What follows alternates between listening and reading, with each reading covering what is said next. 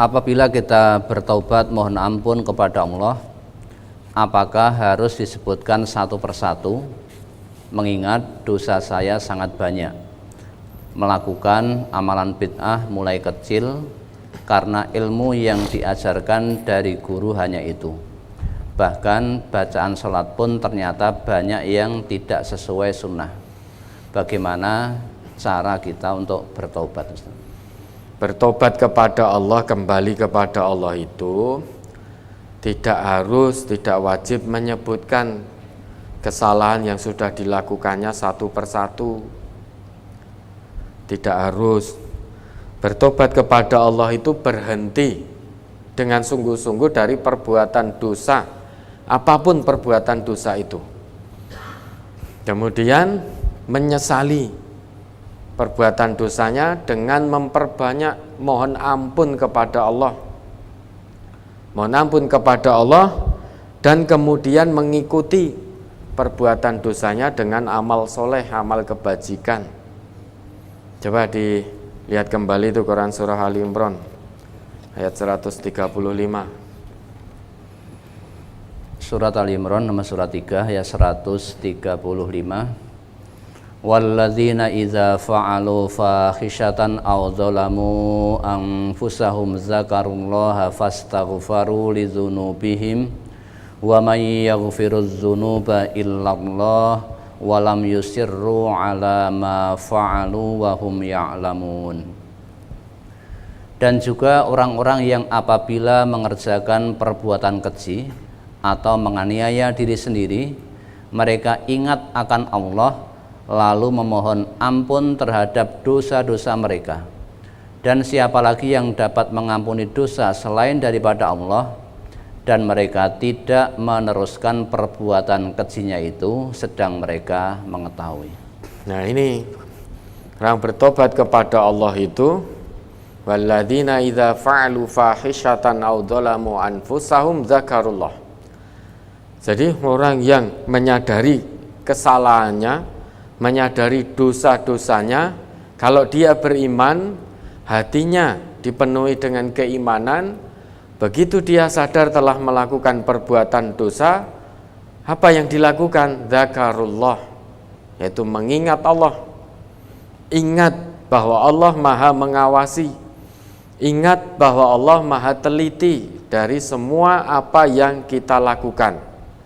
Bahkan Allah itu apa yang belum kita katakan, yang masih tersembunyi di dalam hati kita pun Allah Maha mengetahui. Wa in tajhar bil qauli fa innahu ya'lamu sirra wa akhfa. Dan jika kamu keraskan suaramu, maka sesungguhnya Allah itu Maha mengetahui yang tersembunyi, yaitu yang bisik-bisik atau yang lebih tersembunyi lagi. Bisik-bisik, meski kita berkata bisik-bisik, orang lain tidak mendengar, namun Allah Maha mendengar, Maha mengetahui. Bahkan apa yang ada di dalam hati kita pun Allah Maha mengetahui. Tidak kita bisikkan, tidak kita keluarkan melalui lisan maupun perbuatan kita, itu pun Allah Maha mengetahui. Maka orang yang beriman, begitu melakukan satu perbuatan dosa, dia sadar betul Allah Maha melihat, Allah Maha mendengar, Allah Maha mengetahui. Dan dia sadar bahwa nanti di hadapan Allah akan dimintai pertanggungjawaban. Kemudian bertobat kepada Allah, banyak mengingat Allah, fastaghfaru lidzunubihim, dan mohon ampun kepada Allah atas dosa-dosa yang telah dia kerjakan. Karena yang bisa mengampuni dosa hanya Allah, tidak ada yang lain. Wa may yaghfirudz dzunuba illallah. Dan siapa? Nah, ini kita ditanya oleh Allah. Wa may yaghfirudz dzunuba illallah. Ini memang redaksinya pertanyaan. Namun pertanyaan ini tidak butuh jawaban dari kita. Kalimatul istifham la lis-su'al wa innama lil hadar. Jadi redaksi tanya namun tidak butuh jawaban dari kita. Melainkan kalimat tanya untuk berfungsi sebagai peringatan. Maka tidak perlu kita jawab. Kita buktikan dengan perbuatan. Karena ini tidak butuh jawaban dari kita. Wa may yaghfiru dzunuba illallah, dan siapa yang bisa mengampuni kesalahan-kesalahan, dosa-dosa seorang hamba kecuali Allah. Walam yusirru ala ma fa'alu wa hum ya'lamun. Nah, orang yang bertobat, dia sadar betul telah melakukan satu perbuatan dosa, dia mohon ampun kepada Allah, kemudian dia tidak melanjutkan, tidak mengulangi dan tidak meneruskan perbuatan dosanya. Sesudah ingat Allah, istighfar, mohon ampun kepada Allah, dia berhenti sampai nanti akhir hayat tidak akan pernah mengulangi. Itu namanya taubatan nasuha. Kemudian diikuti dengan perbuatan baik, karena perbuatan baik itu bisa menutup dosa, bisa menutup kesalahan-kesalahan. Ba'atbi'is sayyi'atal hasanata tamhuha. Ikuti perbuatan burukmu dengan perbuatan baik, karena perbuatan baik itu bisa menghapus kesalahan-kesalahan, menghapus perbuatan-perbuatan burukmu. Lah, lebih gamblang lagi, lebih detail lagi tata cara bertobat, sudah sering kali kita dengarkan penjelasan-penjelasannya. Namun tidak ada salahnya kita lihat kembali Quran surah Az-Zumar, surah ke-39 ayat 53 sampai 56. Itu Allah berikan tata cara tobat lebih detail, lebih gamblang lagi, bagaimana cara bertobat kepada Allah. Ya, dibaca. Surat Az-Zumar nomor surat 39 ayat 53 sampai 56.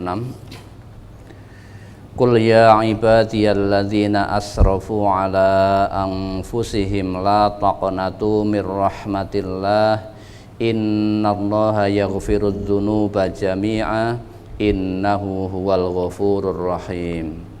Wa anibu ila rabbikum wa aslimu lahu min qabli ayyatiyakumul azabu summa la tunsarun wattabi'u ahsana ma unzila ilaikum min rabbikum min qabli ayyatiyakumul azabu baghtatan wa antum la tash'urun an taqula nafsu ya hasrata ala ma farrattu fi jambillah wa in kuntu laminas sakhirin.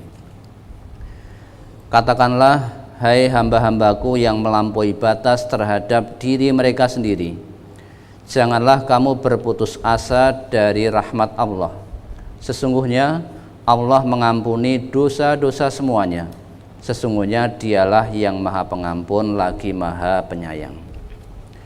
Dan kembalilah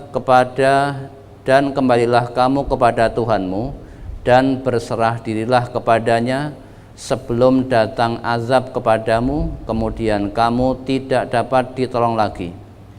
Dan ikutilah sebaik-baik apa yang telah diturunkan kepadamu dari Tuhanmu sebelum datang azab kepadamu dengan tiba-tiba, sedang kamu tidak menyadarinya, supaya jangan ada orang yang mengatakan, amat besar penyesalanku atas kelalaianku dalam menunaikan kewajiban terhadap Allah, sedang aku sesungguhnya termasuk orang-orang yang memperolok-olokkan agama Allah. Allah melalui ayat ini menggembirakan hamba-hambanya yang ingin bertobat dengan tobatan nasuha. Digembirakan oleh Allah bahwa Allah perintahkan, qul, katakan, ya ibadiyalladzina asrafu ala anfusihim, katakan kepada hamba-hambaku yang israf, melampaui batas atas diri mereka. Jadi melampaui batas, berbuat kezaliman pada diri mereka, berbuat perbuatan-perbuatan yang menyimpang dari aturan Allah dan juga dari tuntunan Rasulullah. Katakan, la taqnatu mir rahmatillah, jangan putus asa dari rahmat Allah. Jangan putus asa, segera kembali bertobat kepada Allah. Niscaya kalau tobat kita betul-betul tobatan nasuha, Allah akan ampuni tobat kita. Maka jangan pernah putus asa dari rahmat Allah. Karena Allah itu mengampuni semua dosa kecuali dosa syirik. Ya. Allah mengampuni semua dosa. Karena Allah itu Maha Pengampun lagi Maha Penyayang. Maka kita orang yang beriman jangan pernah berputus asa dari rahmat Allah. Melakukan satu dosa, satu kesalahan, bertobat. Nah, namanya tobat ya tobatan nasuha, bukan kapok lombok. Habis zina tobat, ya Allah saya bertobat tidak akan berzina lagi, besok diulangi lagi. Itu namanya tobat. Itu namanya kapok lombok tobatnya, bukan tobat itu. Ya Allah saya habis korupsi, mohon ampun ya Allah. Ternyata besok ada kesempatan ngulangi lagi. Jangan dikira Allah tidak tahu, Allah Maha melihat. Niat kita tobat nasuha itu kita akan tobat nasuha betul atau sekedar kapok lombok, itu Allah Maha mengetahui. Kalau memang niatan kita tobatan nasuha, maka tempuh jalan yang telah Allah berikan. Caranya bagaimana? Wa anibu ila rabbikum wa aslimu lahu. Kembali segera kepada Tuhanmu.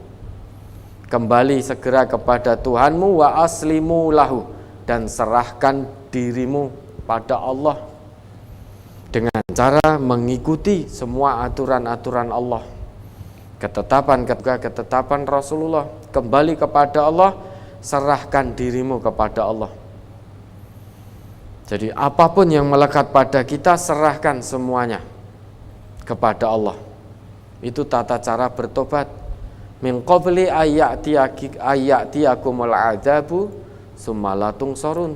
Jangan sampai kita menunda-nunda taubat, menunda-nunda kembali ke jalan Allah, tiba-tiba Allah datangkan azab, datangkan siksa yang mana kita sudah tidak bisa ditolong lagi.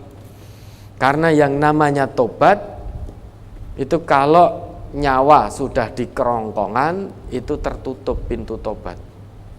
Maka Fir'aun itu ketika mau tenggelam, dia mengatakan, amantu bi Rabbi Musa, aku beriman kepada Tuhannya Musa. Berulang kali dia mengatakan itu, ya tidak akan diterima oleh Allah, karena nyawa sudah di kerongkongan. Maka mumpung Allah masih beri kita kesempatan hidup, Allah masih tangguhkan usia kita, tangguhkan ajal kita, maka mari segera kita bertobat kepada Allah, kembali kepada Allah, serahkan diri ini kepada Allah. Perlu diketahui hidup kita ini sangat terbatas. Waktu kita sangat terbatas. Waktu kita sangat singkat. Sudah berapa banyak saudara-saudara kita, sahabat-sahabat kita, keluarga kita yang mendahului kita dipanggil kembali kepada Allah. Padahal kemarin kita masih berkumpul, kemarin kita masih bersama, namun saat ini kita sudah berpisah untuk selama-lamanya. Karena saudara kita sudah kembali ke kampung abadinya, ke tempat asalnya, di mana itu juga merupakan asal kita. Dan satu kepastian, semua manusia akan kembali ke kampung asalnya, kampung yang abadi, yaitu nanti di kampung akhirat. Nah, kalau kembalinya nanti dalam keadaan menyenangkan, amalnya bisa membawa dirinya menuju kesenangan, dia akan menerima kesenangan yang sifatnya abadi. Tapi kalau itu kesengsaraan, dia akan mendapatkan kesengsaraan yang abadi pula. Dan kalau kita sudah kembali ke kampung abadi kita, kampung asal kita, tidak bisa keluar kita, tidak bisa dari tempat itu. Kalau mudik ke kampung halaman, selesai libur, kita kembali lagi ke tempat kita kerja mungkin, atau ke tempat kita kuliah, bisa kembali lagi. Nah, nanti bisa mudik lagi. Namun kalau kita sudah sampai ke kampung asal kita, maka tidak bisa, sekalipun kita menyesal, nangis sampai nangis darah, Allah tidak akan kembalikan kita ke dunia lagi. Maka mari, waktu kita sangat singkat, Masih terngiang jelas di benak kita mungkin masa kanak-kanak kita. Dan waktu kita masih SMP, masih SMA, masih terngiang sangat jelas. Seakan-akan baru kemarin sore. Tapi ternyata saat ini tanpa terasa di antara kita sudah ada yang usia 80, usia 70, 60, 50, 40 dan seterusnya. Padahal masih terngiang jelas masa kanak-kanak kita. Rasa-rasanya baru kemarin sore. Ya, ini menandakan bahwa kematian itu sangatlah dekat. Tidak ada yang lebih dekat daripada kematian. Yang paling dekat dengan kita adalah kematian. Maka fala tamutunna illa wa antum muslimun, jangan mati kecuali dalam keadaan berserah diri. Karena yang sangat dekat dengan kita adalah kematian. Karena setiap saat kita bisa mati. Kapanpun itu dan dimanapun. Mati itu tidak harus urut yang sepuh dulu, tidak. Mati itu tidak harus yang sakit dulu, tidak. Apalagi saat ini pandemi. Kalau kena COVID itu harus sakit dulu, itu tidak. Bahkan banyak orang yang sehat, tidak sakit apapun, tidak terkena COVID, ya sudah mendahului. Yang namanya sakit itu hanya satu sebab kematian dari sekian banyak sebab kematian. Saat kita sehat pun sangat mudah kita mengalami yang namanya kematian. Tidak mustahil kita sehat, sedang olahraga tiba-tiba diambil oleh Allah, dipanggil pulang. Maka setiap saat kita bisa dipanggil pulang oleh Allah. Kalau sudah dipanggil pulang, kita tidak bisa memohon kepada Allah agar dikembalikan ke dunia lagi. Tidak bisa. Maka saat ini sudah sangat banyak orang yang memohon kepada Allah agar dikembalikan ke dunia, supaya bisa berbakti kepada Allah, supaya bisa menjadi pribadi yang gemar bersedekah, supaya bisa tunduk patuh kepada Allah. Saat ini sudah banyak orang yang menyesal.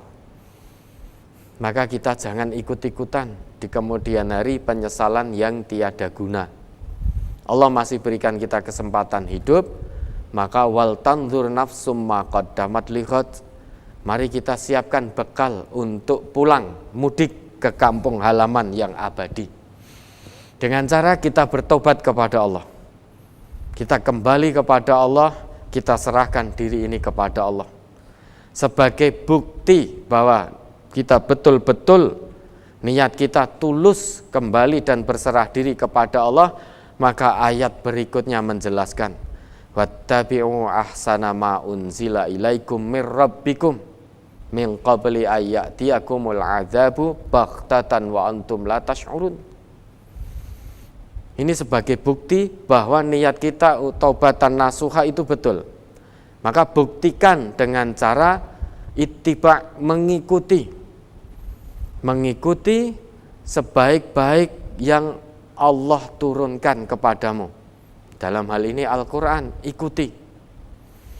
Jika apapun yang dikatakan oleh Al-Quran, ikuti. Karena Al-Quran itu selamanya la raiba fih, tidak ada keraguan. Al-Quran itu selamanya isinya bisa merubah pribadi seorang hamba, namun isinya tidak bisa kita rubah. Isi kandungan Al-Quran selamanya bisa merubah, membentuk pribadi seorang hamba menjadi pribadi yang soleh, yang awalnya memukul jadi merangkul, yang awalnya pemarah jadi penyabar, yang awalnya suka memfitnah jadi menasehati. Itu isi Al-Quran, bisa merubah pribadi buruk seorang hamba menjadi pribadi yang mulia. Namun isinya satu huruf pun tidak akan pernah bisa dirubah oleh siapapun. Sampai kiamat nanti isinya tidak akan bisa dirubah. Maka ikuti apa yang menjadi perintah Al-Quran, ikuti. Sudah ikuti, karena Quran itu la raiba fih, tidak diragukan. Sedang Nabi kita mengatakan bahwa Al-Quran itu syafi'un musyafa'un. Quran itu penolong yang diterima pertolongannya. Wa makhilun musaddaqun, dan pembela yang diterima pembelaannya, yang dibenarkan pembelaannya. Man ja'alahu amamahu qadahu ilal jannah. Maka barang siapa yang menjadikan Al-Quran terus di depannya, mengikuti terus kemana Al-Quran membawanya, kata Nabi kita, qadahu ilal jannah, Quran akan menuntunnya menuju ke surga.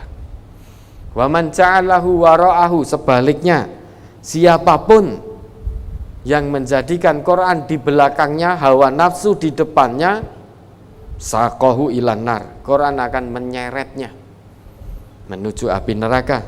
Kalau ke surga, Quran akan menuntun. Bahasanya menuntun dengan penuh kelembutan, dengan penuh kesabaran.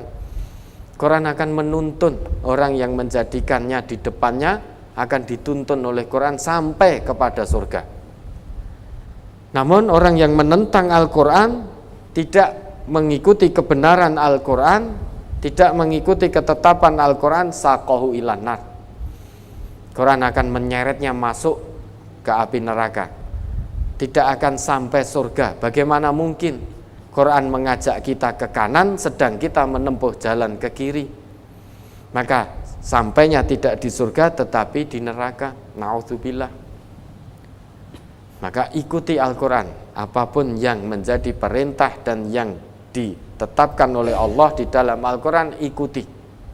Wattabi'u, itu sebagai bukti nyata taubatan nasuha kita. Wattabi'u ahsana ma unzila ilaikum mir rabbikum min qabli ayyatiyakumul adzabu baghtatan wa antum la tash'urun. Jangan sampai tatkala kita menunda-nunda taubat, tatkala kita menunda-nunda untuk kembali kepada Allah, menunda-nunda untuk menyerahkan diri kepada Allah, menunda-nunda untuk mengikuti Al-Quran, kita tunda-tunda, nanti Allah turunkan azab yang datangnya secara tiba-tiba, sedang kita tidak merasa. Kita tidak merasa dalam kemaksiatan. Kita lakukan kemaksiatan dengan penuh kesenangan, sehingga kemaksiatan sudah menjadi hobi. Nah, kita senang, sehingga pintu-pintu kemaksiatan dibukakan luas-luas oleh Allah. Sehingga tanpa sadar kita berbuat maksiat, tidak jarang sakit, ya. Tidak diberi sakit oleh Allah. Padahal kita terus melakukan kemaksiatan, namun jarang sakit. Kemudian harta ini mengalir begitu derasnya, dimudahkan oleh Allah, tidak pernah sakit. Kemudian selalu merasa senang dengan kemaksiatan yang dilakukan. Untuk bermaksiat butuh harta, hartanya dimudahkan oleh Allah untuk mendapatkan harta. Itu kita istidrat namun tidak sadar. Kita dibukakan pintu-pintu kemaksiatan oleh Allah, kemudahan-kemudahan untuk melakukan maksiat kepada Allah, namun kita tidak sadar. Akibatnya apa? Coba diingat kembali itu. Quran surah Al-An'am ayat 44. Falamma nasu ma dzukkiru bihi fatahna 'alaihim abwaaba kulli syai' hatta idza farihu bima utu akhadnahum baghtatan fa idahum mublisun. Allah akan datangkan azab secara tiba-tiba, dan saat azab itu datang kita terdiam berputus asa. Surat Al-An'am nomor surat 6 ayat 44. Falamma nasu ma dzukkiru bihi fatahna 'alaihim abwaaba kulli syai' hatta idza farihu bima utu akhadnahum baghtatan fa idzahum mublisun. Maka tatkala mereka melupakan peringatan yang telah diberikan kepada mereka, kami pun membukakan semua pintu-pintu kesenangan untuk mereka, sehingga apabila mereka bergembira dengan apa yang telah diberikan kepada mereka, kami seksa mereka dengan sekonyong-konyong, maka ketika itu mereka terdiam berputus asa. Kalau kemaksiatan sudah menjadi hobi, ya istidrat, jadi sedang meniti jalan menuju kehancuran, meniti jalan menuju kesengsaraan, tidak sadar. Karena semua peringatan-peringatan yang datangnya langsung dari Allah sudah tidak digubris. Ya, melakukan maksiat ora konangan, itu merasa aman. Melakukan kemaksiatan, entah itu korupsi, entah itu berzina, entah apapun kemaksiatan, namun orang lain tidak tahu, sehingga merasa aman dirinya. Tidak orang gagas meneh bahwa Allah Maha melihat, itu sudah tidak yakin lagi. Peringatan-peringatan Allah hanya didengar, masuk telinga kanan, keluar telinga kiri, tidak sampai merasuk ke dalam nuraninya.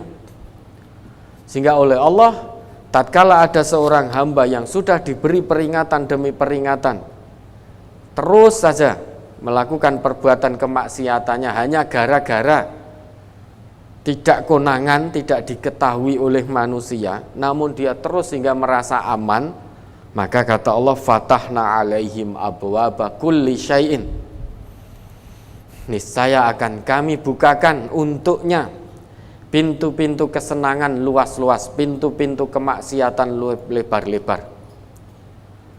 Semua pintu kemaksiatan dibukakan oleh Allah. Bermaksiat tidak konangan. Kemudian harta untuk maksiat selalu Allah mudahkan mendapatkan dari manapun arah harta itu datangnya.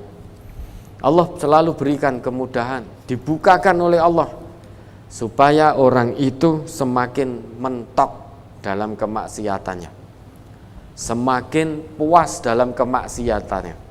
Namun lihat apa janji Allah, hatta idza farihu, dan jika mereka saat mereka bersenang bima utu, dengan apa yang diberikan kepadanya, senang-senang ini, tidak pernah sakit, harta melimpah, terus bermaksiat kepada Allah, merasa aman dari penglihatan manusia, kata Allah, akhadnahum baghtatan, akan tiba masanya, akan datang waktunya, kami timpakan azab yang datangnya sekonyong-konyong, tiba-tiba. Nah, ketika azab itu datang, faidahum mublisun, maka mereka terdiam berputus asa. Terdiam berputus asa karena tidak ada kesempatan lagi untuk bertobat. Yang ada hanya menyesal dan mengatakan, ya hasrata ala ma farrattu fi jambillah wa in kuntu laminas sakhirin.